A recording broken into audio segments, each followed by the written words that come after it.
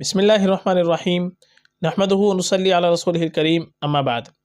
محترم ناظرین کرام کہ صاحبہ ہینا پٹھان ان کا سوال ہے، پلیز مفتی صاحب ازین نام کا مطلب بتائیں۔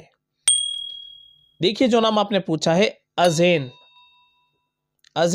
یہ نام ہم نے کافی تلاش کیا، تلاش بسیار کے باوجود یہ نام کہیں بھی اردو عربی فارسی ڈکشنری کے اندر ہم کو کہیں سے کہیں تک یہ نام نہیں مل پایا ہے۔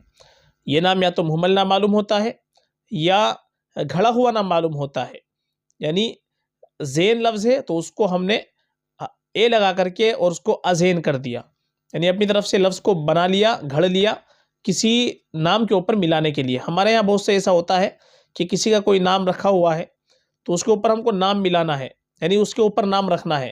مثلا ایک بچے کا نام مثلا اے لیٹر سے ہو تو اسی کو اوپر ملانے کے لیے ہم کیا کر لیتے ہیں، نام کو گھڑ لیتے ہیں، اپنی طرف سے بنا لیتے ہیں، تو اسی کو کہتے ہیں نام کو گھڑنا۔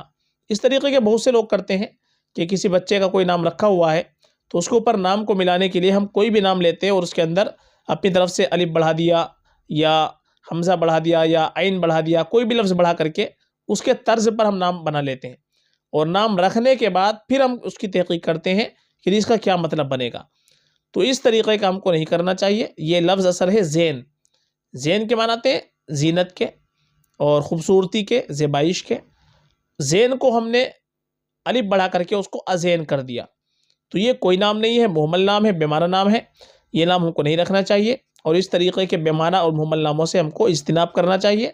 نئے ناموں کی وجہ سے کوئی غلط نام کا انتخاب ہم کو نہیں کرنا چاہیے۔ بہتر ہمارے لیے ہے کہ ہم انبیاء کرام علیہ السلام کے ناموں پر نام رکھیں، صحابہ رضی اللہ عنہم اجمعین کے ناموں پر نام رکھیں، جو نیک لوگ گزرے ان کے ناموں پر نام رکھیں، یا اچھے معنی والے نام رکھیں، جن کے معنی اچھے ہوں ایسے نام ہم کو رکھنے چاہیے۔ یہ نام بالکل مناسب نہیں ہے۔ فقط واللہ اعلم۔